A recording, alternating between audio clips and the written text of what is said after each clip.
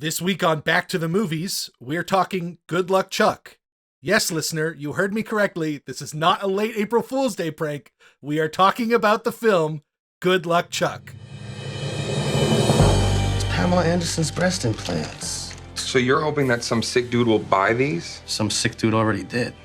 This dude! We're going back to the movies.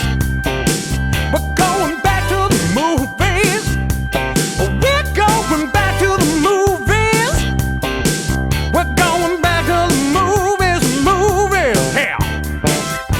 What's up, everybody? Welcome to another episode of Back to the Movies. I'm your host, Ben, and with me, as always, is my co-host, Nat McGee. Hello, Ben. How are you? I'm doing good. Yeah? I'm doing good. Doing good. Yeah, I watched this really amazing movie. We're going to have such a great discussion about it. We're all going to be richer for having seen it and unpacked it and analyzed it and foisted that on our audience. How could I not be good? I'm glad to hear that. I'm excited to talk about it with you, and we also have a guest today. But before we get to our guest and before we get to Good Luck Chuck, we would just like to ask that if you're a listener of Back to the Movies, please, if you can find it in your heart, please go on down to Apple Podcasts and give us a 5-star review, because we want to grow this brand and we want to, get more listeners, and people just love to see lots of 5-star reviews when they're browsing for podcasts. And I mean, we're giving you the content you want. We're covering a broad spectrum of movies, from the best to arguably the worst, and I think that that's important. Do you want to explain quickly, Ben, what Back to the Movies is? Yeah, Back to the Movies is a podcast where Nat and I return to certain years of cinema history and examine the films that made them what they were. Our second season, we have been covering the films of 2007. 2007, a year of gangbuster movies like No Country for Old Men and Zodiac and Good Luck Chuck. So, without further ado, we have a very special guest today, someone who's been with us from the beginning, a big fan of the show, a very good friend of mine, And a contributor. also a contributor to the show. She created the artwork that graces our podcast screen. What is it? It's like your thumbnail, I guess. It's a thumbnail. Yeah. Her name is Jackie Saltzman. Jackie, welcome to Back to the Movies. How are you? Hi, guys. Hi. I'm good. I'm not really sure why you made me watch Good Luck Chuck, but I'm glad to be here. Okay. In case it's not evident, this was a movie that I wanted to be on the podcast. Well, I want to be more specific about that. When we were beginning to theorize about what years we might cover and 2007 came up, the prospect of covering Good Luck Chuck was one of the reasons Nat thought it was a good idea. Yeah, okay. I want quickly, because I'm assuming people either haven't seen this movie or they're never going to watch it. I don't think anyone's going to watch Good Luck Chuck just to enjoy this podcast. So... And don't, please, spare yourselves. It's completely unnecessary. We've taken the bullet for you. Yeah. We can get to initial reactions and stuff, but I think just to start us off, I have taken the reins on this episode because Ben is basically refusing to do any extra labor on it, which I completely understand and love, honestly. He sticks to his principles. So what we're going to do this week is reverse our roles. Ben is going to summarize Good Luck Chuck in 1 minute or less. I would like as much detail as possible as we can fit into a minute. I mean, I think first I should come up with a name. Oh yeah, Ben needs a name for the story synopsis corner. I'm going to call it Ben's Story Blitz, because I like Blitz and we haven't used that one yet. Ben's Story Blitz. Ben's Story Blitz. Okay. I'm going to recount the plot of Good Luck Chuck in a minute or less. What plot? Okay, here we go. 3, 2, 1, go.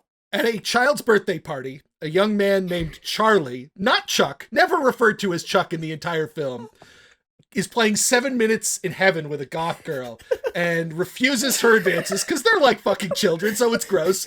And she curses him so that he'll never find love. 1/3. And then later on in his life, whenever he dates somebody, the next person they date is the person that they fall in love with and marry. So Halfway. Women start lining up to have sex with Dane Cook as he passes them on to their happy futures, but he finds a girl that he really wants, played by Jessica Alba. And so he schemes with his friend, Dan Fogler, to figure out how to make her fall in love with him so that she'll never go on to the next man. He breaks the curse, they fall in love, there's penguins involved, it's a fucking shitty movie, and I hate Nat for making me watch it. Wait, you still have 5 seconds! You didn't even fit... There's a fat woman! Oh, no. Oh, no. We have to cut that. Okay, really good job, Ben. I think you crushed it, man. I think you really got across a lot of time spent in the setup, but I think it was needed here. Yeah. It's a very high concept movie. I started really granular and realized there was no way I could complete the entire synopsis if I did that. Yeah. I forgot to mention that Dan Fogler was a plastic surgeon specializing in breast enhancement. That would have been a key detail. Okay, all right. So, listen, guys. I'm gonna assume neither of you had seen this before? No. Neither. Why? No, Okay. of course not. Why? All right. So here's the deal. I remember seeing this movie. I didn't see it in theaters, thank God. But it was a mainstay, I think, on, like, Cinemax. And I just remember it being on, like, a lot on, like, HBO or Cinemax or whatever, on, like, the premium cable channels, because it was just such a great, shitty movie to put with lots of nudity. Wait, I got a question. Did you guys watch the unrated cut that was available on Amazon with commercials? Yes, Oh my god, I did. I think that's what I watched. I watched Yes. it and I was like, how is this released in theaters? Because it was super graphic. Yeah. That is the unrated cut. It is 2 minutes longer than the theatrical cut, and presumably those 120 seconds are all nudity. Yeah. There was some stuff I had not seen in a movie before. Really? Yes, with him on the beach. Oh, Do you remember yeah. that? Where He's he's like- getting a blowjob from his like girlfriend, and it's like really, really fake. Yeah, super fake. But then he gets up and he's got like a giant boner. Yeah. And I was like, what the fuck is It's so this? weird. It's so strange. Okay, but here's the deal. I don't really care about this movie per se, but I have a soft spot for like just early to mid 2000s, just like awfulness. Like it's just Well, like this is that. this is that. Like this is the movie for that. And like This is everything that was wrong with the culture at the time distilled into 101 minutes of pure terribleness. Yeah. it's really pure terribleness. And like even this movie isn't an all-timer for like the pure terribleness, but I just thought it's so awful that I needed to cover it, and I needed to watch Ben's face discussing this movie. It had to happen. It had to be done. Oh my And it's like God. we can't with good conscience go back to 2007 without covering one terrible 2007 movie. And I think this is the one. This is a movie of its time. Like, I think you're setting that up well. This is the post-American Pie era. This is the post-old school era. This is the unrated cut era. Gross out sex comedies were in a big, big way in Yeah. the mid-2000s. Absolutely. So initial reactions, did you guys like the movie? What? Honestly, Nat, I was like, Nat, you were really pushing for me to watch this one. I guess there was like not a bunch of movies left to review.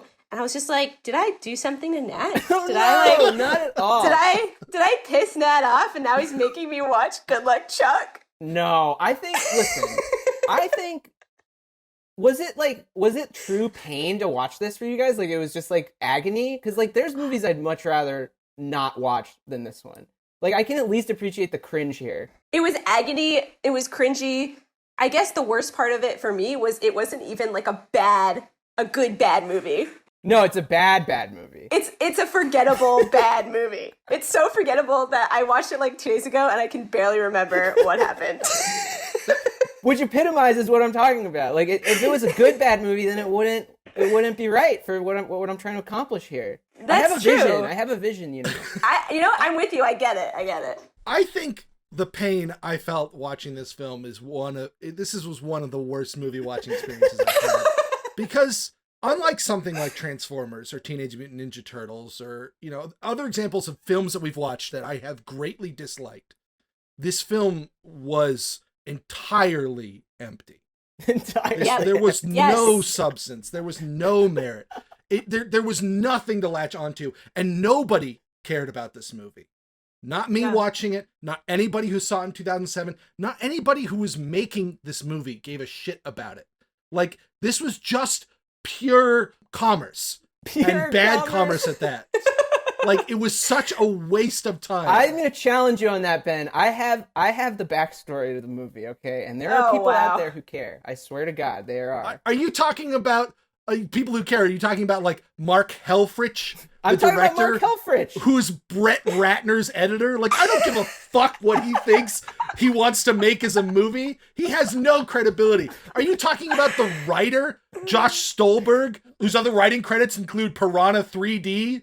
Like, these guys, they don't fucking care about the art form, about the medium. Wow, you take that back. I love Piranha. There's one tragedy of this film that I discovered after the fact that we can talk about later, but like, fuck this movie.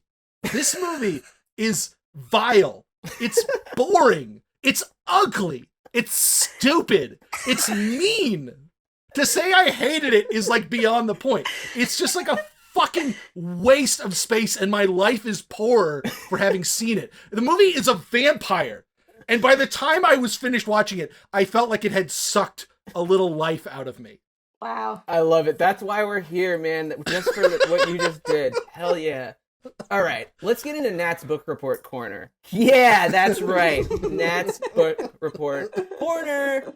We always go through, like, how the movie kind of came about. And like Ben was mentioning, it was slowly once again becoming a thing to have, like, a big R-rated comedy movie in the mid-2000s. You had the OGs in the 70s and 80s, like, you know, the Porky Vacation kind of stuff, which everybody loves, and really most of them haven't aged very well. School. Yeah. They have not aged well. No. And then you had, like, a rebirth of them in the 90s with, like, Something About Mary and American Pie. But that kind of slowly devolves into, like, shitty direct-to-video, like, American Pie sequels, which are, like, basically just softcore porno. And Good Luck Chuck is kind of that way, too. Would you guys say it's like a softcore porno, almost? Yeah, I would say it's not even that softcore. It's not. And I would say if Jessica Alba wasn't in it, it'd be direct to DVD. It would be direct. I completely agree with that. Like... All right, so anyway, I'm just having so much fun right now. I love it. I love it. It tapers off into the terrible direct-to-DVD, and, like, honestly, I think it's, like, the Ben Stiller PG-13 that kind of takes over at that point. Is American Pie 2 the last theatrically released American Pie, or does the third one? The third one also was American Wedding was also in theaters. And when does that come out? That's like what, like 2004, 2003? Is that too early? I think 2003, if I had to guess. 2003. Wow, that's in my brain. So yeah, it's kind of tapering off, and, like, Ben Stiller and his crew are kind of taking over. But then those same guys, the Frat Pack, had a little movie called Wedding Crashers. And that movie did super well in 2005. And it was R-rated, and it had nudity, it had cursing. A movie that has not aged well. That is really, really problematic. I haven't watched it, like, since it came out. Is it really bad? Ilsa Fisher just basically rapes one of the characters. Like, it's bad. It's really bad. Yeah. That was, like, one of my favorite movies in high school. I thought I was so cool because I liked Wedding Crashers, and I, like, knew all the lines, and I thought it was hilarious. And, like, yeah, looking back at it now, it's really bad. And I hope we all grow as a society. Well, myself included. It begs the question of, like, are there any R-rated comedies that have aged well, or are they all, like, cringe after 20 years? Like, are they just all cursed to be, like, products That's of their a good time? question. I don't know. Good question. I had a couple people come over to watch Vacation, the original with Chevy Chase, and, like, I still like that movie, but it's not, like, trying too hard to. It's not like Good Luck Chuck, where they're, like, they clearly have, like, a quota for what they need. How many boobs can we put on screen at the same time? Oh if we my split God. it into 16 panels. So yeah, Wedding Crashers and also 40-Year-Old Virgin in 2005 Virgin. are both huge hits. And in 2006 there was Borat. So there's, like, a slow creep of, like, oh, maybe we can do this again. Like, maybe we can make some big budget R-rated comedies. All right, here's the deal. We're going to humanize some of the characters involved, because Ben is kind of doing, like, a dehumanization tactic of these filmmaking professionals who by my accounts, are all just people trying to make a living here with movie making, living the dream. Get out of my art form. Do something else. Wow, Ben Direct is mad. TV commercials. All right. Edit shitty action movies. I don't care, but don't make this shit. Okay, Ben. Let's talk about Mark Helfrich, the director of Good Luck Chuck.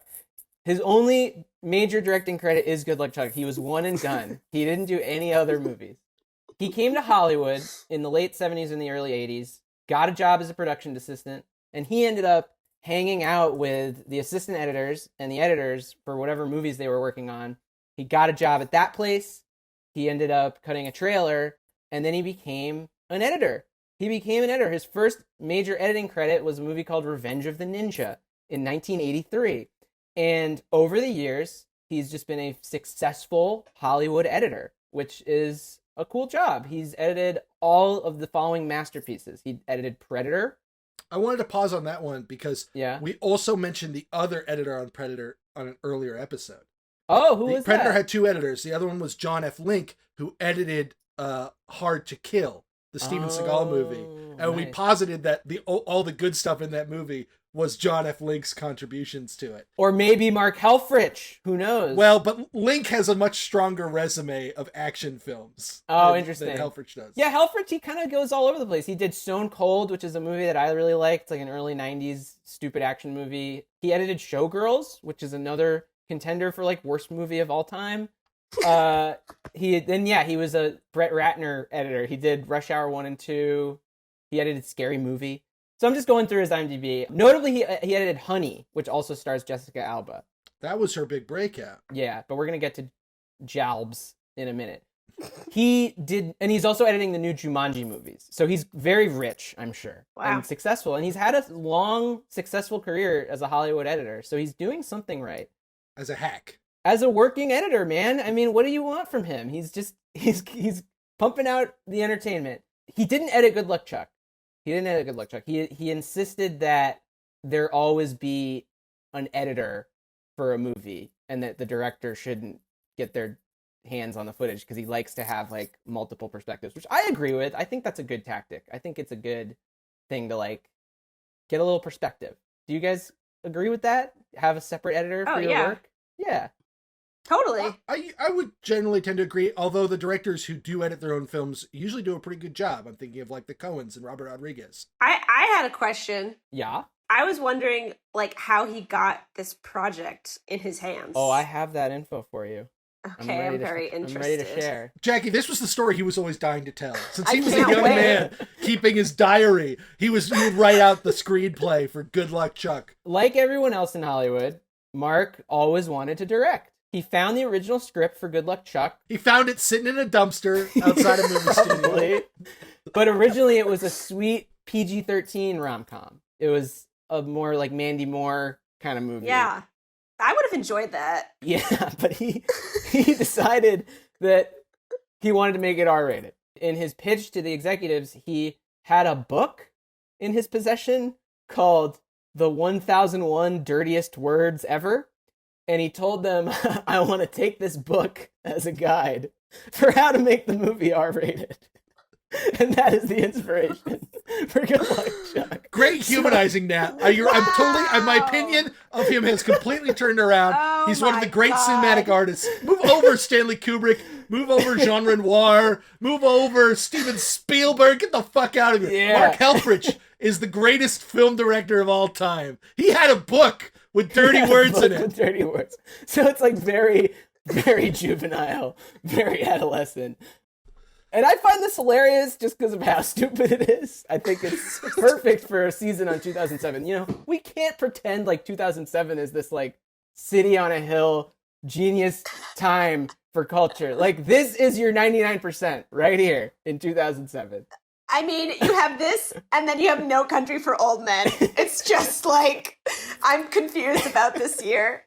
Yeah. The only problem I have with that argument, Nat, is that nobody saw this movie. It made $16 million. It barely cleared its budget plus marketing. Like, this movie was not a big deal. Nobody cared. This is a stand-in for all of the movies. This is the one that's the pick, the cherry picked movie that's representing the rest of the shitty ones. This is your employee of the month. This is your Dukes of Hazzard. This is for us, man. Fucking This is Dukes of Hazzard. This I is for the forgot people about that. This is for those kids watching HBO in 2005, watching Drek. We have to explore how this happened. Not everything can be gold, okay? How does a movie like this get made? So, Lionsgate bought it, and their one condition was Dane Cook be the star. Why? And he was like, yeah, great, let's do it. And they gave him his 25 milli.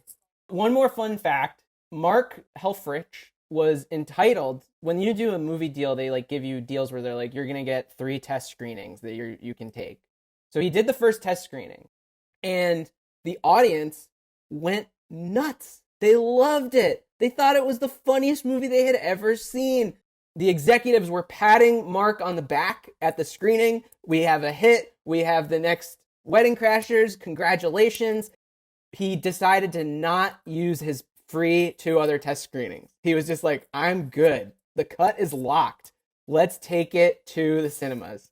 He has expressed that he regrets not doing those 2 other test screenings. Just to double check. I bet he regrets a lot of things about this movie. Listen, I got all my information from a video on YouTube with like 100 views. It was an interview with Mark from this past year for another podcast. And seems like a really nice guy, working editor. You know, I'm not going to begrudge this man. He made a shitty movie. And like, I did see shades of myself thinking like, oh, this is funny. Like, this is stupid and people are going to love it. And like, just blowing it. So I can't be mad at these people. I'm just... Yeah, I'm not mad at him per se. I am mad at him. This movie is a crime. I mean, it's This his fault. movie It is his fault. Is an insult to great films. And it is on him. Like, he is where the buck stops. Buck stops. If he had an ounce of artistic vision, this movie probably wouldn't be as sinful as it is. But he doesn't. So he shouldn't have been doing it, because the world is poor for him having done it. Wow. But, to his credit, he never did it again. Right. Yeah, I don't That's think anyone right. would let him, because the movie didn't make any money. Jackie, what do you have to he- say? What do you have going through your head? Okay, he took a chance. I'm not mad at him. We can all shit on this movie, but it's one thing to shit on a movie, and it's another thing to like make your direct your first movie. And so, props to him for like doing it. He did it. He'll never probably do it again. I don't begrudge him. Honestly, it's so funny because like this movie doesn't really bother me in the way that it's bothering you, Ben. It's just like, I guess it's just, certain movies can really bother you. Like for me, it's 27 Dresses just drives me absolutely crazy. But like this movie, I was like, you know what? This is just so, it's bad. But like I involuntarily chuckled like once or twice. Yeah. I laughed out loud. I laughed 6 times in this movie. That's a good track record for a movie. That's Do you want to know when good. those 6 times were? Sure. When, Every time the ads came on. Oh, okay. Yes. Let's talk about that because I had a section in the middle, but I'm assuming we all watched this for free on Amazon. None of us spent any money on the movie. Great. Other than giving it to Bezos. Yeah, it was IMDb TV, but hosted by Amazon. yeah. Yeah. And I also had a funny experience because whoever is over at Amazon just doesn't talk about not giving a shit. I think they give less of a shit than the people that made Good Luck Chuck. They just arbitrarily place the ads in the middle of the movie. They don't have any tact as to where the ad will show up.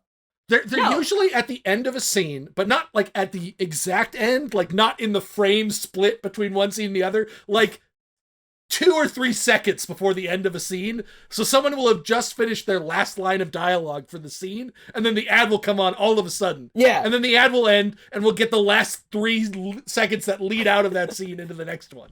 It's funny every time. I laughed every time it happened. I had an ad at like the end of the movie. So like I missed Was the it end when they of were the movie. kissing?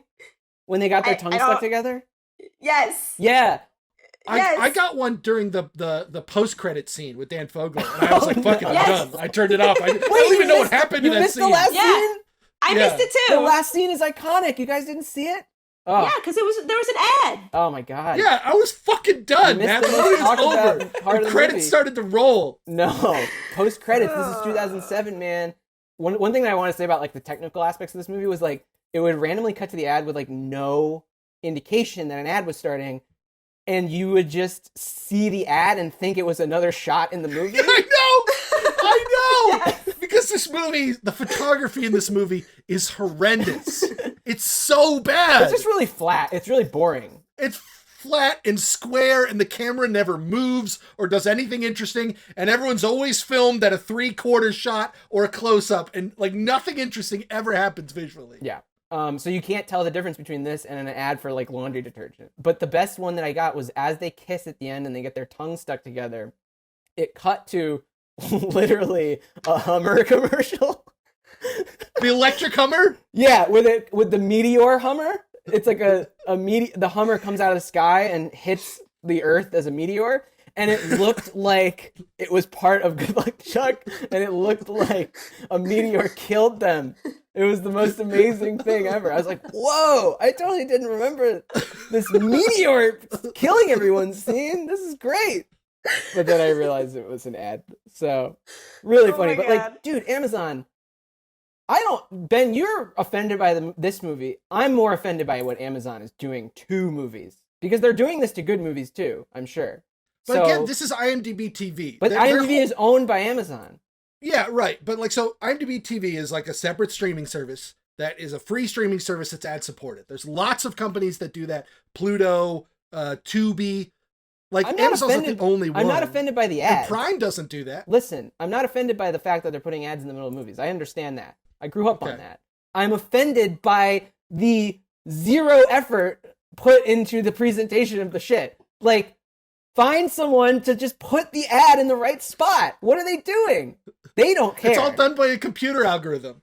It's not good enough. This is why I know I have job security, because no computer could ever be like, this is the spot to cut away from Chuck. So Nat, what you're saying is that you miss the quality fade out of a TV edit of a movie. Yes. What are they doing? They pick like an act break and a scene break, and it fades out, and you know you're getting your ads. Yeah, it's like, or even just what you said, like find the frame to make it a little less jarring, because that was atrocious, really atrocious.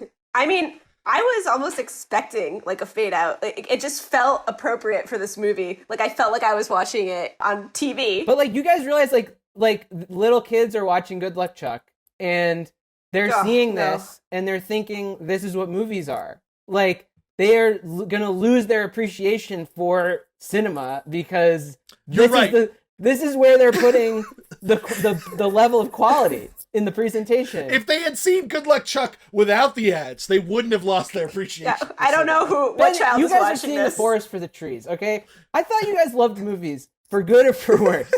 And you have to give these movies the respect that they deserve. I hate this movie because I am someone who loves movies. If I didn't love movies, I wouldn't give a shit. That's why the movie made $60 million, is because if people who didn't care. But I care deeply. I care so deeply. Do you think Good Luck Chuck deserves a commercial pinpoint editor to find out where to Absolutely not. It deserves to be wiped. It deserves to be wiped from the database. Wow. Ben, I think you're a fascist. Okay. Yeah, I believe in censorship of bad art. And I'm absolutely prepared to die on that hill. I will be the arbiter. All right, let's get into the movie itself. We talked a little bit about the weird opening with the children. That was child abuse. The super sexualized opening about 10-year-olds. Yeah, what was that about? All I'm saying is that the opening of this movie feels like a sex crime. Probably. 100%. This is like child abuse. It was so strange. It's a bunch of kids playing 7 Minutes in Heaven, and there's this girl. I mean, if you go on Letterboxd and look at all the reviews, I'd say about half of them are like, this is a movie about a person who gets sexually assaulted in his childhood and then like can't manifest intimacy into sexual relationships because of his trauma. And there's a read there. I don't think the screenwriters were going after that. I think they were just going after or the performers or the director or anyone involved with this film. How little did they think about that? So let's get to Dane. A little comedy superstar. Yeah. So Dane Cook, he's from Boston area, and he's a comedian, and he worked his way up in the comedy ladder in the 90s and the 2000s. By 2005 or 2006, he's arguably the biggest, most popular comedian in the United States. Yeah, he's a comedian who's selling out arenas. Yeah. Like he's like Super popular. like a mainline rock band. Like what was the fact? It's like only he and Andrew Dice Clay ever sold out Madison Square Garden as a comedy he was the act. second Like, comedian to sell out MSG. He was also one of the first celebrities to truly utilize like social media. He was one of the most popular people on MySpace when it was first a thing, and I think a lot of the reason he was as big as he was because he was able to harness that power into ticket sales. He had a pretty rabid fan base and was able to become this superstar. And what do you do with a superstar? put him in You movies. put him in movies. I want to So- talk about that for a second, expound it, because I watched the first hour of a very long comedy special, Vicious Circle, on HBO. That was the one. That was his the one. big one in 2006, the year before this movie comes out. Talk about him having a rabid fan base. The set of that comedy special, which is in the round, hence the name Vicious Circle, is the whatever he called that stupid hand gesture he used to do, the super finger or whatever. Do you guys remember Whoa, this? is He had deep, like No. deep Cook lore. I don't even he know. had like, instead of a catchphrase, he had like a hand gesture that was like your middle Oh. two fingers Oh extended. yeah, this thing. I saw And the that. others curled. It's two ring finger and middle finger up, index and pinky down, thumb out. Thumb out. And so the set of this comedy special is that symbol. Like the audience is expected to recognize and respond to that. And a lot of comedy specials, they start with like a little prologue. And that prologue is always really interesting because it's not the comedian telling jokes, but it can be really illuminating as to their process. It gives you a little glimpse behind the scenes. Maybe you see them in the green room, or there's a little sketch or something like that before they come on stage. The opening of this comedy sequence is the massive place where they are, which I think is the TD Bank Garden, Madison Square Garden, Yeah. is just riotous. There's strobe lights going off. People are screaming and chanting. And then they cut to Dane Cook walking down the hallway like he's a superstar athlete, banging on the wall, getting all hyped up. And then they cut back to the crowd, and the crowd's going fucking wild. The entire attitude of this special is, this guy is the biggest star in the entire world. Yeah. And he kind of was. He was. I don't understand this at all. Like, he was a cultural phenomenon. Okay, how old were we? We were like probably teenagers. Yeah. And We're like 15. yeah, His 15. peak And like, is 2005, 2006. yes. And I didn't know about any comedian except Dane Cook. Everybody was talking about Dane Cook. All of my friends were talking about Dane Cook. And I was like, I do not understand this at all. I didn't get it. And he was huge. And I don't know, he just kind of disappeared. There's a whole story to that. But I mean, like, Nat, did you listen to his stuff? No, I have a really distinct memory of Vicious Circle being on HBO. Speaking of HBO, it was on all the time. Every day for like a solid couple months. And I thought it was garbage. Like I was already into like other comedians at the time. I feel like Dane Cook might have been like people's only comedian. Like they didn't watch other comedians. He was the only one, so they thought he was really good. And I have a very distinct memory of like going to like this douchebag's house, like where they were like drinking and smoking weed or whatever, and they had Vicious Circle on the TV, and like these dude bros that were like way more popular than me, getting way more girls than me, just way cooler than me, but not actually cool, were watching Vicious Circle and like chuckling. And then one of them looked directly at me with like really red stoned eyes, and he's like, "Man, this is true life stuff, man. Like, this is true life. Vomit. He knows." And I was just like, I gotta go. His stuff is very observational, and which is really one of the lowest forms of comedy. I think most people agree. They're not jokes.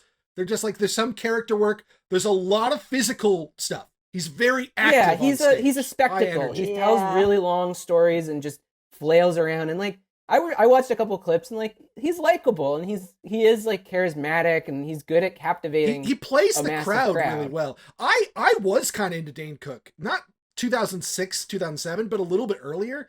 I remember his bit about like worst ways to die. I still remember that, where you're like drowning in a pool and somebody lights the surface of the pool on fire. Like he was a big enough impact on me that like I had significant awareness of him in 2007. But I was watching this special Yeah. now, and I really was sort of surprised. I was like, wow, there's no jokes in this at all. Like, it's more of like a one-man show than a comedy act. It's like an insane stream of consciousness. Yeah. Sort of thing. And a stream of consciousness of a douchebag. I found there's a really revealing quote on his Facebook page that's from it's from an interview with Punchline magazine that I think really sums up his style of comedy really well. And I wanted to read it, but before I do, I want to say that there is some really inappropriate language usage in this. So be warned, these are Dane Cook's words, not mine. He says, "I'm not afraid to go anywhere to get the point of a joke across, even if I have to blabber like a retard until it becomes apparent that I am a retard and that the audience should laugh." That's his comedy. Wow. That's his perspective There you on go. humor. That's very nice. When was that said? I feel like that's cancelable. That was said in 2005. Okay, I gave him a pass on that one because it's 2005. But man, people were so... We're going to talk about this, but like, people were so much more just blatantly hateful back then. It's so crazy how like our sensibilities have just changed so dramatically in a pretty short period of time. There was no self-awareness, no awareness of privilege, no consideration No. for the more vulnerable or less Zero. fortunate. And he exemplifies that. Like, he is the excess of the mid-2000s personified. The me culture, Yeah. the attitude will get you everywhere, substance is irrelevant. Well, it's also like the dude bro culture, so The dude you bro know, culture. that's why probably I was not the target audience. I didn't understand the humor, but it was such a thing. It was like, yeah, all the shitty popular guys at my high school were like, oh yeah, it was Dane Cook. I was like, no. But dude, he's so real life. It's real life. It's burned in my brain. It was unbelievable. I was like, I gotta stop hanging out with these people. Was What that am I when you doing? realized that you're like, oh wait, I'm the cool one? I wanted to mention a couple things though. Dane Cook, he was at the height of his fame in 2006, 2007. He got his movie stuff, but he also suffered some personal tragedies around this time. Both of his parents died in 2006 Aw. and 2007 at the height of his fame. And then a year after Good Luck Chuck came out, he found out that he had been betrayed by his half-brother, also his money manager, half-brother, who had stolen millions and millions of dollars from him. And he had to testify against him in court, and ultimately that guy went to prison. So fame seems like it sucks ass. Like, you just think about the fact that, like, A, he got betrayed by his brother, who he says that he loved and thought was his family, and now, like, doesn't talk to anymore. And also, like, he had to film Good Luck Chuck probably, like, while his parents were dying or dead. Can you imagine? But you know they must have pressured him into it. They're like, you gotta keep the train rolling, buddy. Like, keep it going. You got to put on this penguin costume. Wow. Yeah. So, like, maybe there's some pain underneath this performance. Maybe he wasn't at his best. I was gonna say, I totally feel that in the movie. I was like, there's something. Yeah, it's like he doesn't want to be there, but not because he's just a douchebag. Maybe he wanted his shot. Maybe this was his dream, but it just was like a really bad time to be trying to do this. He seems a little bit like checked out in the movie. And I'm like, oh, okay, well that makes sense now. He's probably dealing with a ton of personal shit. My goal is to make you guys feel bad by the end of it. No, Pain and loss are universal, and a great artist turns that into work that lifts up the human spirit. And a hack turns it into a paycheck. Yeah. Exactly. Wow. Well, and I'm sure that I think Mark was doing just fine at this point. He was having a blast. Can we talk about Chuck's character really quickly? Yes, I would really want to get into this. Again, I have to specify, his name is Charlie. Charlie. Nobody calls him Chuck in the entire Nope, movie. not once. It's like one time somebody says it. Yeah, there's no Chuck. What do you have, Jackie? What do you think about Chuck? Chuckles. Yeah, Chuckles. The DDS. The Chuckles DDS. I just thought he was so flat. Just like a nothing person. And it was so interesting that all the other characters that interact with him, basically everyone else is just so shitty that it makes him look good. But if you take away like his best friend Stu, which we will get to. I can't wait to talk about Stu. Can't wait to talk about Stu. But if you take that away, he's really not that great. I remember there's this one scene where they're in his office and Jessica Alba points to something on the wall. She's like, oh, what picture is that? And he was like, oh yeah, oh, that's just me on my like annual trip to help the poor villagers in Guatemala. Yeah. One of the most disingenuous moments in movie history. it's like badly photoshopped. It's like it's so like insane. the poor villagers. So yeah, they're trying to make him he's a sensitive soul. He's a good guy. Dude, Chuck is the character of Charlie is Dane Cook brand management, the character. He exists to sell Dane Cook and nothing else. He's like a good stand-up successful guy, but he still gets down and fucks. We get a lot of him shirtless. We get a lot of him being like cool, but he's not gross. But dude, based on He's Dane Christian. Cook, based on Dane Cook, wouldn't you want him to be more like Stu? Or were they like tried to make him the straight man? Yeah. Dane Cook was vulgar, but he wasn't like a gross out guy. Okay. He was deeply religious, and his stuff really appeals to middle America for that I reason. had no idea about the religious element. That's very interesting to me. Like, and it often plays a big part in his comedy, where it's like, you know, he's like, he'll push the boundary and he'll say stuff about, you know, he'll swear and he'll talk about sex and stuff like that. But it's always heteronormative. It's always like very, very safe. And Yeah. light. Interesting. Yeah, it's super mainstream.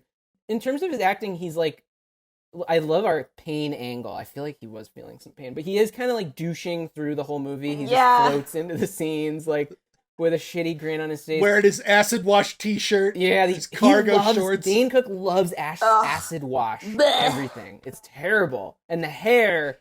The hair. Oh my god, the hair's out of control. God, Yeah, everything that's is amazing just, hair. it's not great. He tries to be charming, and it's really cringy. And then he tries to be like loud and flailing, and it's even more cringy. It's a fail. There's no It's an utter clear fail. personality here. But you know what? Just sensitive, I guess. Sensitive He's supposed to be like sensitive, but I actually don't think he's terrible. I think he could be a lot worse. Like I've seen, you know, other leads in like romantic comedies and I'm just like, meh, whatever. Like, I don't know, like sometimes when he's talking to, I don't even remember Jessica Alba's name in the movie. Cam. When he's talking to Cam, like sometimes it can feel potentially real. Like there's a little bit of banter going on that I can buy into. I was not expecting that from Dane Well, you're Cook. saying, like, particularly since he doesn't come from an acting background, like, he's not entirely useless as an actor. Yes, The character is useless. Yes, the character's useless, but, like, he's a comedian, and to just be thrown into this movie... Yeah, it's like his second. It's a second? Second lead. I just wanted to point out one more thing about Charlie, and then we'll move on, but he inexplicably drives a red 1957 Ford Thunderbird. The only thing I like about that movie is this car. This is a beautiful car. So weird. Why is he driving that car? It's a 50-year-old car. Why? I mean, I get it. It's like you don't use that car to drive to the grocery store. Okay? That's like a classic That's hanging out car. in Jay Leno's garage. Like, that's not going out on the road. That is where I completely agree with you, Ben, that they have zero artistic integrity making this movie.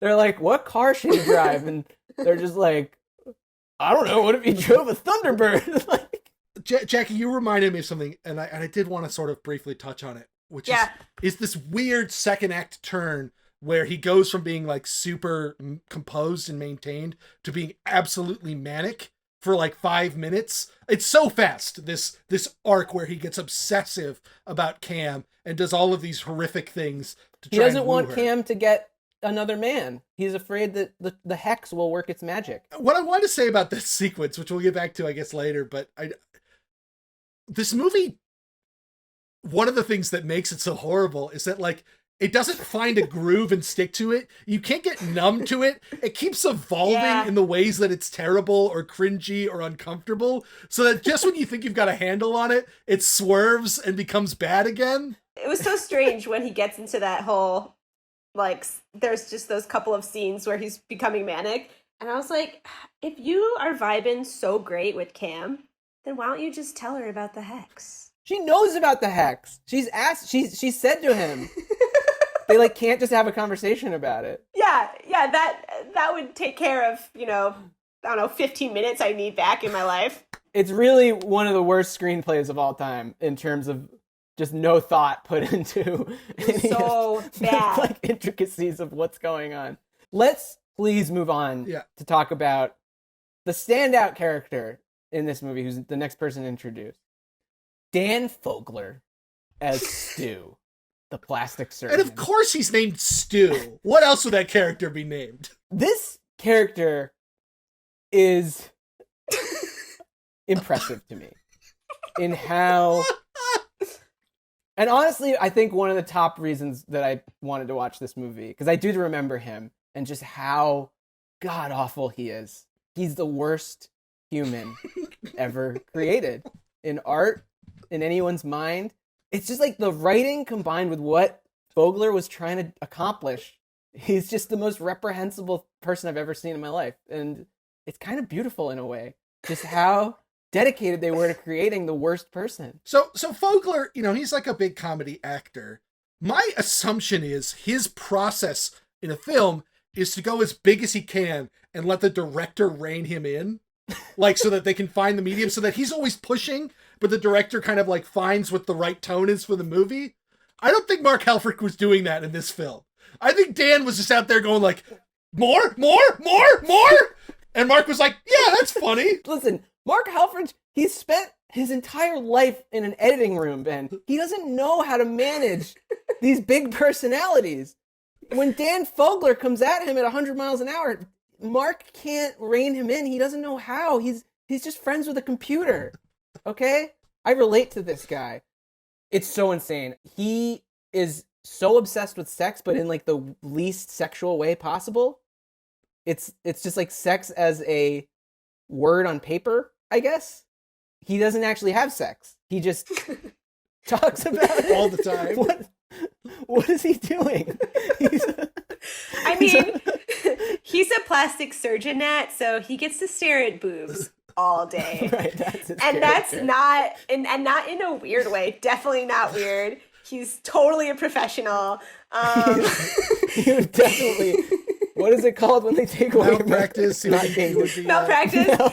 He's committing, like, there's like multiple times during this movie. I was like, all right, well that's fraud. Okay, well that's malpractice. All right. He says he doesn't have a medical degree. There's one scene in the movie where he is literally pretending to be a different doctor. He pretends to be Chuck so that the woman will make out with him. Yeah, and he's like, have sex with in the different office. It was just like so bad. Like, and they're just like, oh, it's fine, Stu. He's that rascal. Here's the thing about Stu. He's probably in like 20 to 25 scenes in this movie. He's in a lot of this movie. Basically, every scene in the movie is either Dane Cook with Jessica Alba or Dane Cook with Dan Fogler. And I don't think a single one of those scenes doesn't devolve into Stu being a sex-crazed maniac. Like, there's not one scene where he doesn't talk about it. It's pretty poor characterization. But, like, beyond just Stu's character writing, like, Fogler is just so disgusting as a speaker. Like, the way he's just like, it's still sex! Sex, it's still sex. I wrote, is this the worst character of all time? Because, like, he just takes it up. Because, like, Dane Cook says, like, sex without love is just what is it? Nothing. Yeah. And then Fogler, like, they crank the volume all the way up on the mix to 10. And Fogler just goes, sex! It's still sex! It's like, this is Sparta. He's like doing a voice! Volume. I mean, it was done, it's like purely for the trailer. Like, but in the, they're like, in the all middle right, of we the need movie, this. I wish it had cut to the Hummer ad right after he said it. Let me tell you why he's the worst character of all time. It's because after he's been fucking terrible throughout the entire movie, after we've had him break multiple laws and be a constant nuisance and collect Pamela Anderson's breast implants or whatever, Yeah. our like final image of Stu is him having sex with a grapefruit, sticking a brush up his butt, and then smelling the fucking brush. What the fuck is this movie, Nat? You didn't even watch the whole movie. You didn't see the last scene with Stu. Because the movie ends with Stu. He goes to Chuck's house, or Charlie's house. Their house, him and the three-breasted woman are house sitting. And he's like, what's the point of house sitting? This is what I saw. Because the commercial started like halfway through the scene. So he's like looking for their sex tapes.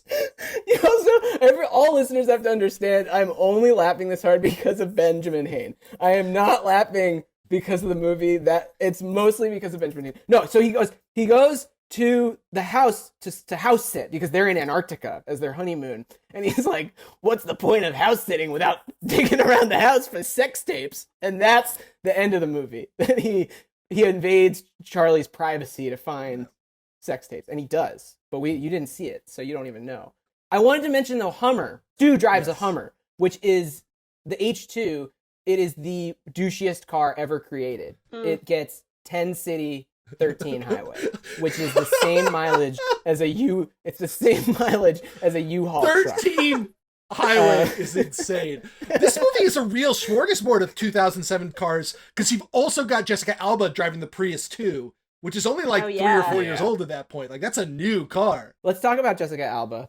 She was on Dark Angel. Did you ever watch Dark Angel, Jackie? Nope. I No. never saw Jessica Alba actually in anything because I never watched. Really? No, I didn't watch Honey. I didn't see this. So this was. Sin City? Nope. The Fantastic Four films? Nope. Never saw it. You know what? She wasn't terrible. No, she's not, like, she is playing this movie like it's a normal romantic comedy, and she's the milquetoast, uncharacterized romantic comedy female lead. Yeah. I mean, her one defining quality. Actually, she has 2 defining qualities. One is that she's clumsy, and 2, she loves penguins. And you know what? I'm in, I like it. I'm into it. It's so, like, straight white male wrote that A clumsy woman? Wow. It's so adorable. And not like clumsy in a realistic way. Like she'll just walk into a lamppost. She face plants on the edge. That is a death injury when she falls down the slide. And she fucking hits her face right on the edge of the rocks. Yeah, she would have died. Grace, who was watching the movie with me, I tried to time it out so that she wouldn't have to watch it with me, but she wound up watching it. Like literally went, "Oh my god," when that happened. I don't know, man. I feel like Jessica Alba's not a very good actor. I watched Honey recently in anticipation for Stomp the Yard, like a dance movie. And I actually like that movie. It's like good, corny. But she just doesn't really work for me. But it also might just be that they don't really give her a lot to do emotionally in these movies. She was at her best in this movie, in my opinion, when she got stalked. And she was like, you have to go away. And like, I feel like she was channeling some real life energy into that moment. Oh, yeah. Because I'm sure she's had to deal with that. There's this famous anecdote that she tells that sort of makes me think about what you're saying, Nat, about her not being given work to do. It was on one of the Fantastic Four movies. You know, there's like a scene where she's supposed to be crying. And the director, Tim Story, went up to her and said, "You need to stop everything that you're doing. Just do a neutral face and we'll CGI in the tear later." And she was like, "I almost quit acting. God. Like, what the fuck is the point if that's what's going to happen?" That is awful. Yeah. I mean, you look at the movies that she was casted in, and like it's just not a great lineup of movies. So like, I don't know. She's on TV now. She's like on a cop show now. Maybe I should check it out and like support a little bit of Jessica. I feel kind of bad for her. Yeah, I feel bad for her too. I feel bad for her career. I don't feel bad for her personally. Yeah, exactly. She's made more money than we probably ever will. She's fine. All right. We mentioned earlier that this film looks like a badly shot TV commercial. Yes. But that's the true tragedy of this film. The true tragedy of this film is a man named Anthony Richmond, who was the cinematographer on this film.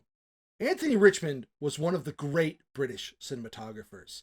He comes up in the 60s and the 70s, and he starts off his career shooting Nicholas Roeg films. He shoots Don't Look Now, one of the most gorgeous films ever. He shoots Candyman, one of the best looking horror films of all time. He shoots Ravenous, another horror film I really love. But his career ends with a string of just the worst studio comedies you've ever seen. This man, who was an interesting and important artistic voice, becomes a cog in the Hollywood machine, making ugly fucking movies, and it's so sad. What happened? I don't know. I didn't do that much reading about that, to be sure. Yeah. I think it's the way that things go. Cinematographers are perennially underappreciated. They almost always get typecast. So after he shoots a few horror movies, he's the horror movie guy. And that's all he shoots for the first 20 years of his career. And then he finally breaks out of that with like Dumb and Dumber 2, When Harry Met Lloyd, and like Dirty Dancing sequel. Oh, that is a classic shitty 2000s movie. Check it out if you're into that kind of thing. And then he just becomes, and like, you know, I guess it starts with Legally Blonde, right? Like that's his first big comedy that he shoots. which is a movie people like. I haven't seen in ages. I don't know if it looks good or not. But at that point, now he's the studio It looks comedy guy. amazing. I'm obsessed with Legally Blonde. I don't know what year that is, but bring me back for that one. 2001. The guy shot The Sandlot. That he Wow. shaped my childhood with his photography. The scene of them with the fireworks, like I will remember that on my deathbed. And this is how his career ends, with Alvin and the Chipmunks, the Squeakquel. Is he dead now? He is not dead, but he hasn't shot a film since 2011. He's currently 78 years Wow. old. So he like got out of it. He was like, screw this, I'm done. Yeah. I don't know. I don't know how you would feel about that if that was you. Like, maybe he's just happy to be working at all. Like, it's such a weird... Yeah, I don't question. doubt that he is, and I'm sure he doesn't regret the opportunities that he's had. And it's not like he's squandered them. He's no Mark Helfrich, who like, right off the bat was like, I'm I have no direct. vision.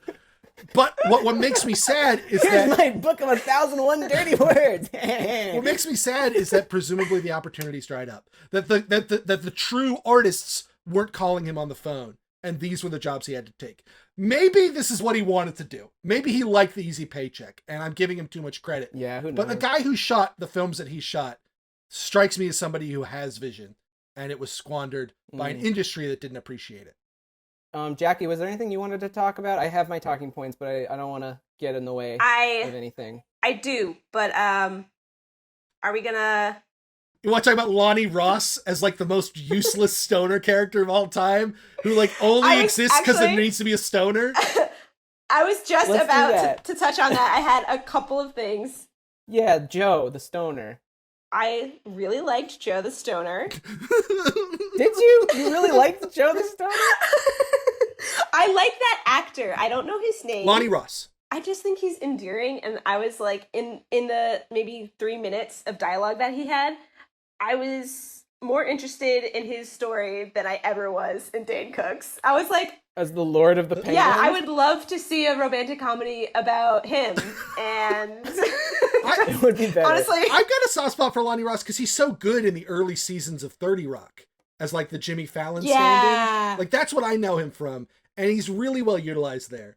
But he's like this movie is not interested in the Joe character. It's like a check on a checklist for this We movie. need there to be weed in the movie because it's rated R. So let's Yeah, go because Stoner like Brother. 40-Year-Old Virgin like made that its selling point was how explicit the weed usage. I mean, I will say there's that one joke where he's like, he checks his pocket and he's like, wow, my pipe, it's been missing for 3 months. I was like, I mean, that has happened. Like, I saw that happen in college.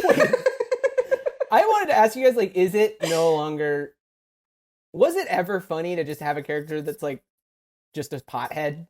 Like, yeah, when of course. has that ever Have been you seen? funny? Have you seen the hot chick? That's in the entirety of Adam Sandler's character. I haven't seen the hot chick. It sounds Wait, like I should are watch you? it. Are you kidding me? You have not seen Yeah, is that the a hot Rob chick with Rob Schneider Schneider? starring vehicle Yes, Rob Schneider in drag? is the star. Yes. And Sandler is the weed head. Yes, and it's got Rachel Is that her name? Rachel McAdams? Sure. Yeah, Rachel McAdams. Yes. Yeah, she's also the lead. Again, Wow. a lot of problems. Don't know when that movie was made. But is it funny? Is it funny just that they're on the weed? I feel mean, like Adam we've- Sandler plays a very funny stoner, I think. Okay. I feel like these movies are like so weirdly conservative. It's like, oh my god, it's a weed person. Wow. Like, and it's just funny because of the fact that he's smoking weed. And it's like, I feel like you got to do a little more work there. The image that studio comedies from the early 2000s put in my mind about what a person was like if they smoked weed is the reason I have never smoked weed. Yeah, exactly. It's so ridiculous. And yeah, you know what? Now that I think about it, I'm like, was it funny or is he just like just pretending to be super high? Speaking of other characters, we talked a little bit about the Penguins. I feel like they were only in the movie because of March of the Penguins. Oh, they were like, shit, what's of course. popular? Cool. March of the Penguins. And like probably right around the time they were budgeting the movie, that movie was making a lot of money. So they're like, let's put some penguins. But they didn't even bother to get the right penguins. They got the smaller, not as cool emperor penguins. penguins. They're like South African penguins. Yeah. Wow. Right. They got the cheap ass penguins who are still cute. They're still cute. They're so cute. They're very cute. That was my favorite part of the movie. When Dane Cook falls in the pool and the CGI penguins start biting him. When the penguin throws up and starts to eat, or poops and then starts to eat his own poop. So stupid. Then I could listen to you just describe stupid things in movies all day with the acid in your voice. So mad. I could do it all day. I love it. But I know it pains you, so I won't force you to do it again. Oh, I dropped a coin. Okay, there's two other characters that we got to talk about. One of the most upsetting scenes that I've seen in recent memory was not Eleanor Skepple, which we'll talk about, but was... It's gotta be the Reba scene. Reba! Oh my god! What is this movie going for in the scene? So, at this point in the movie, all of the women know about Dane Cook's magic ability, which, by the way, the movie doesn't seem to understand how it works, because it describes it as he has to fall in love with them. But in the movie, it's he has to sleep with them. It's just like very much like one-time sex. If you fuck him, you'll find the guy. And so we get his assistant. This, very cliche middle-aged black woman named Reba, who goes to his house and gives him the most heartfelt, heartbreaking plea to let her fuck him. It's so fucking sad. It's really it's sad. Like it's a scene you would expect in a tragic art house movie. Like she says, like, think of anyone else but me. And like you're just like, oh my god. So But then Chuck, of course, says, "I'll think of you." Yeah, because he's a good guy. What the fuck? He's such a great guy. Yeah, that whole scene was just like, what are we doing this for? Or is this just to make him look good? Because it doesn't make you look good. No, I think the movie's it's like sadly punching down at Reba. I think what the movie is trying to do is like make the argument that it's not sexist. It's failing horrifically on this front, but the movie's like, oh, the women understand what they're doing. They're not being taken advantage of. If anything, he's the one being taken advantage of. Okay, right. And I literally flipped the movie off at multiple points, but this was one of them. Where I just had to express myself in some way. So I flipped it the bird. I was like, fuck you, movie. This is one of the worst things that has ever been done on any movie ever. Yeah. I felt that a lot, actually, in the movie. Like, the emphasis was, okay, this is not Dane Cook's idea. This is not Charlie's idea. He's the victim. It's the women. It's the evil women. Yes. Multiple women are coming up to him and being like, no, I totally get what I'm getting into. Don't worry about it. I love the Roger Ebert review where he like points out that it's like, isn't it really interesting that the only women who seem to act on this curse are all the most beautiful supermodel women, except for the two. The two jokes. So we'll talk about Eleanor Skepple, the subplot of the movie that is just I would say it's the worst crime the film commits, but the film commits so many horrible, heinous crimes that that's really not like true, but it's so bad. And the movie spends so much time on it. So disgusting himself, Dan Fogelman, what's his name? Fogler. He's also like not looking great in this movie, but he deems that the most disgusting person in town is Eleanor Skepple, this obese woman who hangs out by a pool all day, and Dane has to go sleep with her to prove or disprove the theory, the good luck Chuck theory. And yeah, the movie just thinks she's disgusting and hates her, and she leans 100% into it. And like, yeah, this is where you watch these movies and you're like, I think we've progressed a little bit as a society. I don't know if this kind of content is still out there, or maybe it's more hidden now. Look, this is not a pass on the movie. But I was almost pleasantly surprised that the homophobic and transphobic jokes were so fast in comparison to the fat shaming jokes, which were so drawn out. Yeah. They were still in there, but they were quick. They were like one-offs. Small. Yeah, a little one-off. But yeah, this movie goes full send on the disgusting fat woman is funny and gross. Shallow Hal kind of thing. Yeah, very shallow Hal. No substance whatsoever. It's just lame. It's very really lame. And God, the movie thinks it's so funny the way he drinks those shots. Ugh. Yeah, he drinks himself silly so that he can have sex with her, and she's also awful because the movie's like, this is like the one point where I was like, maybe I shouldn't have done this. She's got like 3 lines of dialogue, and one of them is I'm gonna ride you till you die. I think it's I'm gonna fuck you till you die. Is it? Yeah. I'm gonna fuck you till you die. It's so ridiculous. You know what? It was. I thought that was kind of funny. Jackie, I think you low key like this. I will say that like that's some more like problematic 2000s bullshit where your appearance equates your character, that being like overweight is bad and evil and gross, and then she is this like just gross character, and it's just like, dude, she seems kind of fun, okay? She says, I'm gonna fuck you till I die. It's a hilarious line. And then she's at the pool and she literally has a garbage bag filled with donut holes, okay? I was so amazed. She's living her truth. Mark, what's his name? Mark Halfitch? He is such a stupid idiot. Oh my God. Okay, Ben, I agree with you. I'm like the bleeding heart liberal. I'm like, no, he's a man with a vision. And you're like, No. it doesn't work like that, He's a kid. goddamn criminal. Like, that is our introduction to this Eleanor Skepple as a character. Stu is like, oh yeah, you gotta have sex with that girl, the one that is sitting next to the pool with a garbage bag filled with donut holes. And I thought that was like, Exaggeration.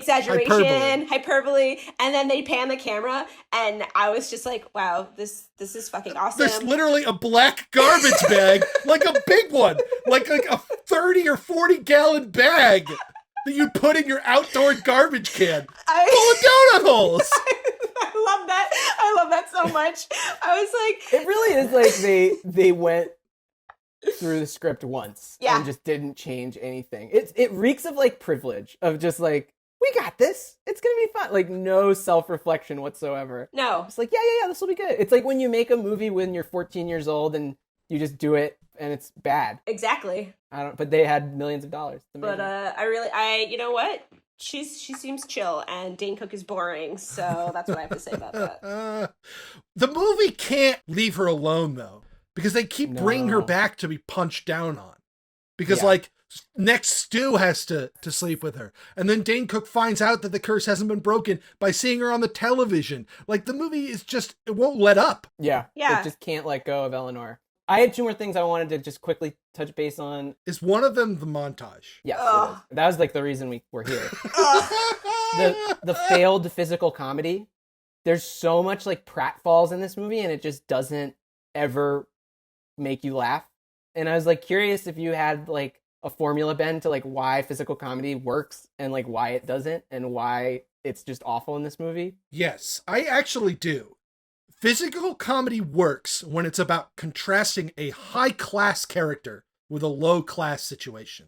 The classic example is like the old Chevy Chase SNL openings, where he's playing the president of the United States, Gerald Ford, and then he does the most ridiculous pratfall you've ever seen. Another movie that does it really well is Clue, where you've got pretty witty, high-class characters trading really clever, witty banter, but then sometimes they run into each other and fall down. And it's really funny because it's that contrast. It's the unexpected. But when you have a bunch of low-class characters, low-status characters... And you're talking about, like, pratfalls, like, where it's just a random... You're talking about, like, a random fall, not like a Charlie Chaplin, like, slow... Right. That's that, like, something actually different. Like, thought. a Charlie Chaplin one is all about, like, suspense and visual storytelling. Right. This is just, like, random, like, oh, shit, I just fell, and it's funny. You laugh. Well, yeah, but what's happening here is that you have a bunch of low-status characters who are proving that they are low-status by falling, and it feels like the movie is punching down on them. Makes you feel terrible. There's no creativity to it. There's no surprise. There's no artistry. It's just stupid person fall down. You know what the best example is? You know what the all-time best example is? It's Sideshow Bob stepping on the rakes. Sideshow Bob is like the ultimate high-status character. This is the Simpsons reference. He is voiced by Kelsey Grammer. He is articulate and urbane and devilishly clever. And then The Simpsons has a joke where for close to 30 seconds, he just steps on rake after rake after rake. And it's one of the funniest visual gags of all time. And it wouldn't be funny if it was Homer Simpson. Right, exactly. Yeah, you're totally right. Okay, thank you for answering that question. Jackie, what was your favorite pratfall in this movie, if you had to pick one? I literally don't remember. All right. Come back to me. I mean, I just liked the Jessica Alba just eating shit on the edge of the penguin slide. Yeah, It was so violent. that was my. Violent. You know, she actually chipped her tooth when filming the No, movie. she didn't. Yeah, the scene where her and Dane are making out in the hallway when he's like got her and they like keep banging against the wall. They like they hit each other's teeth and she chipped a tooth. Wow. Yeah. There's a lot of very painful. physical sex in this movie that doesn't really resemble real sex. Oh yeah, the sex scenes. All right, let's talk about. I just put down sex. This movie and sex have a very weird relationship. Has anyone who made this movie actually had sex? You don't think so? I'm pretty sure. I mean, he's been in that editing room for a long time. This movie was made by a bunch of stews, a bunch of Dan Foglers who are obsessed with sex but have never had it. Yeah, instead of having sex, they use giant melons to masturbate. That's the kind of person who made this movie. So there's this montage. When Dane Cook has fully accepted the Dude's curse. Like, you gotta do it, brother. And he's like, yeah, I'm just going to sleep with all of these women. That's going to happen. And we get this really protracted sequence of all these ridiculous sexual situations that eventually culminates in like a 16-way split screen of a bunch of different sexual poses. And I've got two things to say about this. One, I rewatched the trailer for this movie. They put that in the trailer, which I think is totally incredible. They just have like half of the screens blanked out. The ones where there's nudity are just like black with red starbursts. Thrusting and shit? Yeah, like, but all the PG-13 clothes on sex stuff is still on there. Right, but still simulated sex. That's amazing. And it's just a few seconds. The second thing I want to say is the song that they chose to back this montage is I Love It When You Call. Because it's always interspersed with him getting phone messages, right? And this is how little artistry the filmmakers have. One, they picked a literal fucking song. Yeah. But two, that song is actually about loneliness. It's about how they don't call.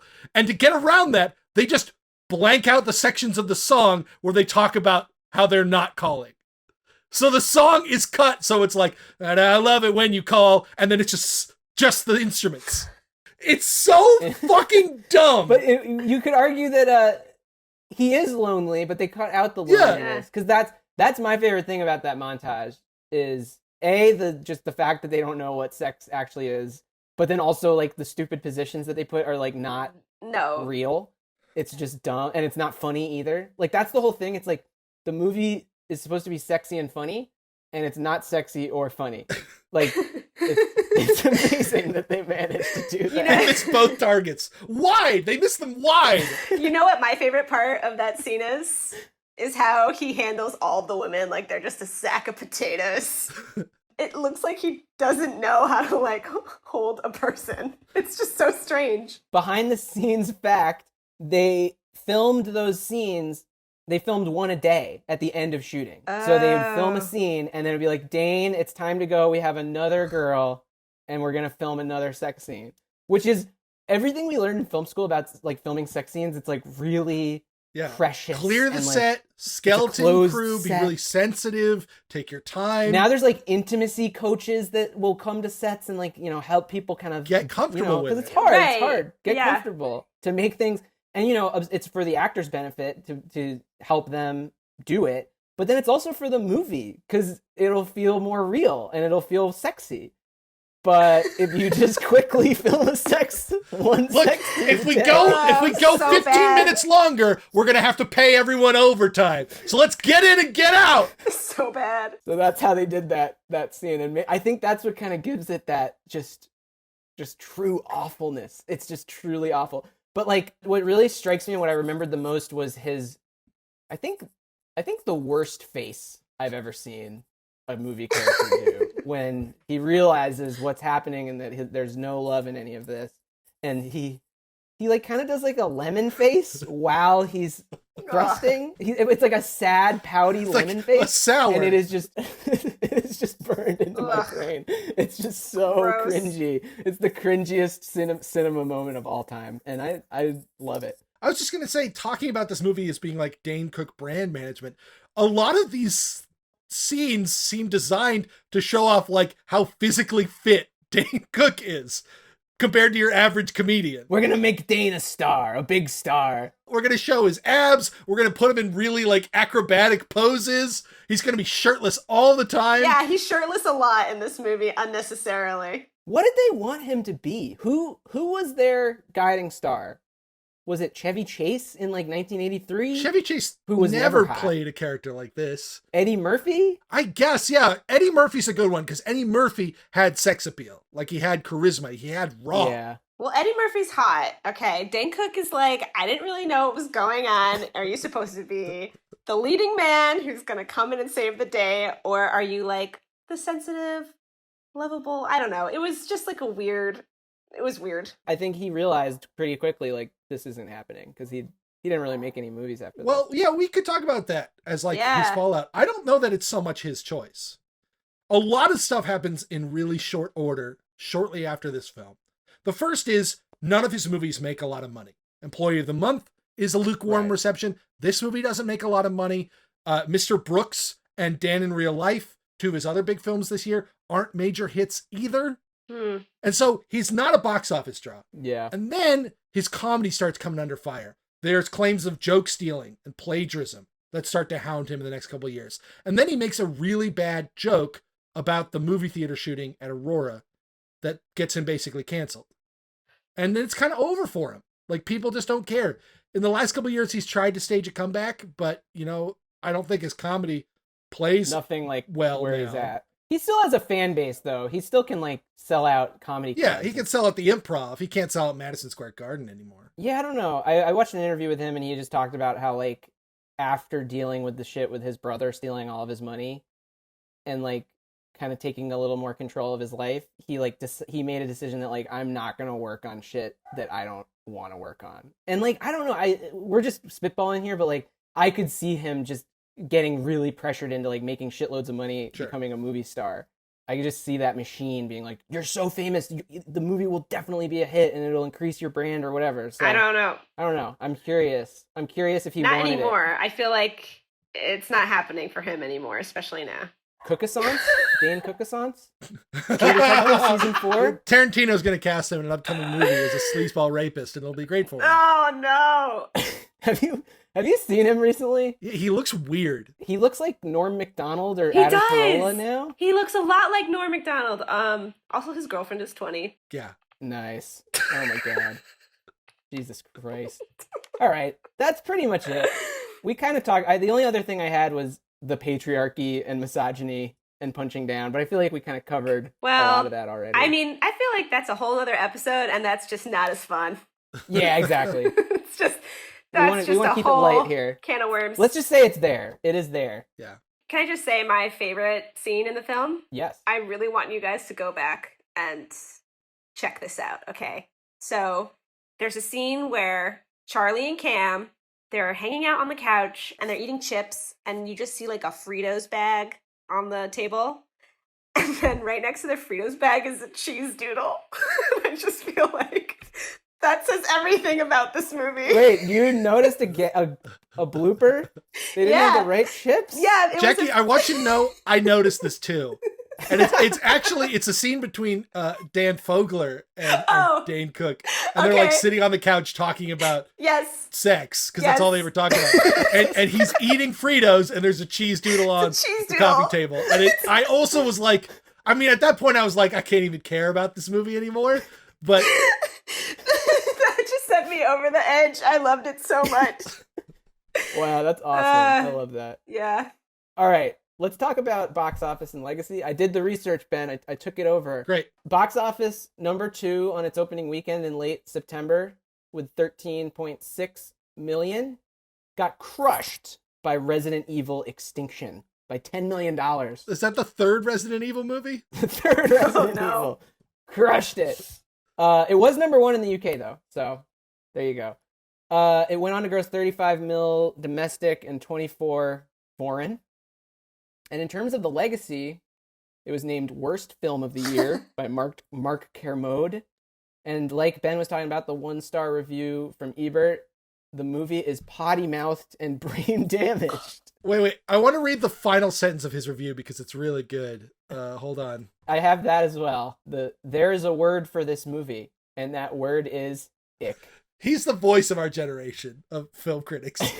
And it was nominated for 2 Razzies, Worst Actress and Worst Couple. Dane Cook didn't Which get is the just nod. so unfair to Jessica Alba because she's doing like more than the movie's asking her to do. I don't think she is particularly good in the movie. I don't think the character is very interesting, but her performance is not one of the worst performances of the year. No, it's not. And it's in a movie of terrible performances. For the Razzie, I'd say Dan Fogler. Just because it's so off-putting.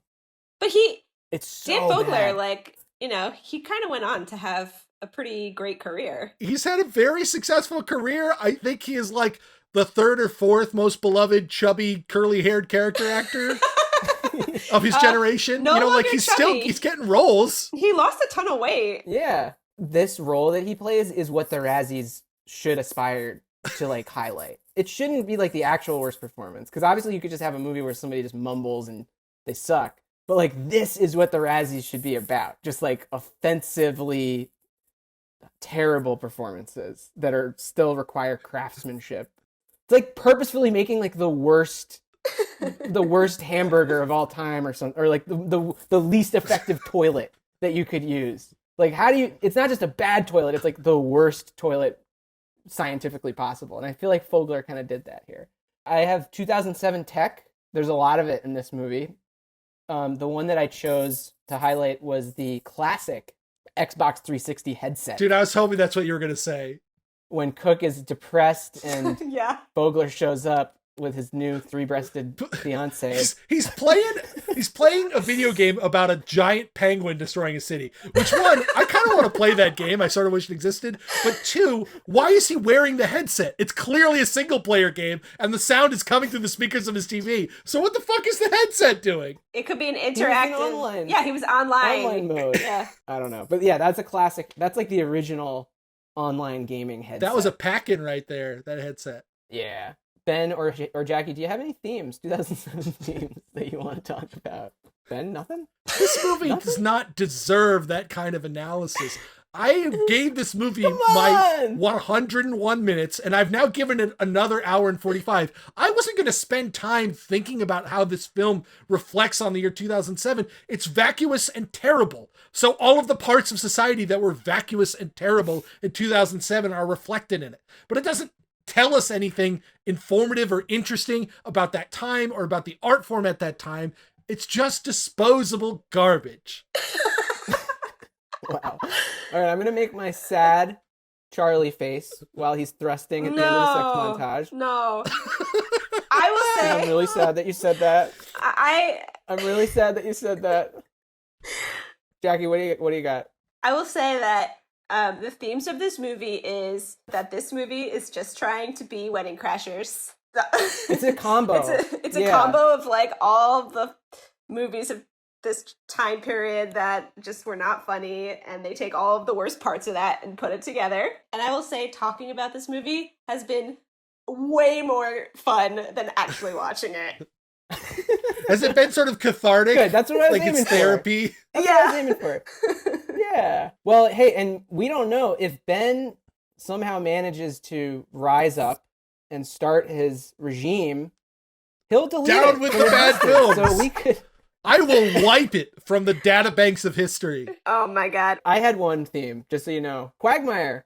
We always talk about 2007's Quagmire, He's stuck. and Charlie, He's cursed. He's stuck in a quagmire. He can't get out of a shitty situation. There's nothing he can do. He eventually gets out of it, but that was the one academic one that I actually had. So yeah, that's Good Luck Chuck. We did it.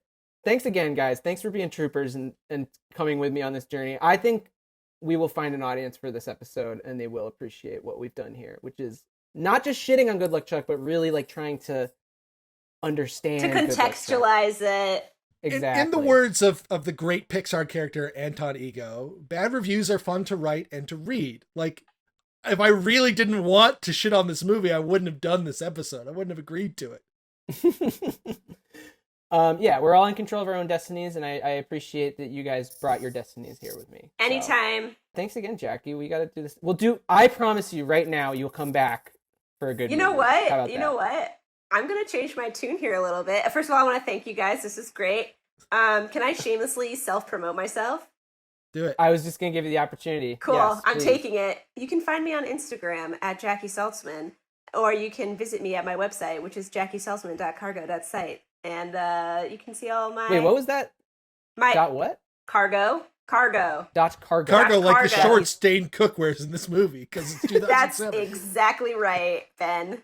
That's a unique URL. Yeah, That's cool. it's cool. You should check it out, and you can check out my illustration and graphic design work. Jackie's a super talented artist, Ah. if I do say so myself. Thank you. But I really enjoyed this episode, talking about bad movies. And I think next time I come back on this show, I want to do another bad movie. Oh, yes! I'm the bad movie guest! Bad movie guest. Great. Okay. Your pick. You can tell us what to do. We'll do it. Cool. Speaking of social, please follow us on Instagram and Twitter at BttM Pod. It's been a little quiet on the socials, but once I get back from California, I'm going to ramp it up again. And you can also follow us on Letterboxd. I'm at Nat McGee. You can read my reviews and stuff. I'm kind of sad we forgot to talk about our favorite movies we watched this week, but we'll do that next week. Sure. The all-consuming badness of Good Luck Chuck eclipsed anything else I watched. I don't even remember. I don't even know what a movie Yeah. is anymore. We just had to get to it, or else we would have lost every ounce of steam. And once again, if you just listen to this episode, please take 1 second to just give us that 5-star review. Write something nice. We'd really appreciate it. It would be awesome if you could do that. So please do. So yeah, next week we're gonna be going to some quality Thank God. content. We just did 2 kind of not good movies, so we're gonna be talking about Ratatouille. Yeah, did you like how I inserted a little teaser a few seconds ago? Oh, yeah. I get it now. Yeah, we're going to be covering Ratatouille. We're going to have a special guest for that one. And please tune in. Enjoy. You can watch Ratatouille on Disney Plus if you got that in anticipation for the episode. And yeah, guys, thanks again. This has been super fun. You're welcome. Should I take us out, Ben? Yeah, You let's gonna do it. Let's get the fuck out of here. Sex! It's still sex! Oh, can I ask one more question? One Oh, last question. God. One more thing. Jackie, Yeah. we both have weddings coming up. Yeah. What do you think of having karaoke at your wedding? Like, during the dinner? I was so confused. Is that a thing that people do? I'm just saying, it could be a good idea. I would.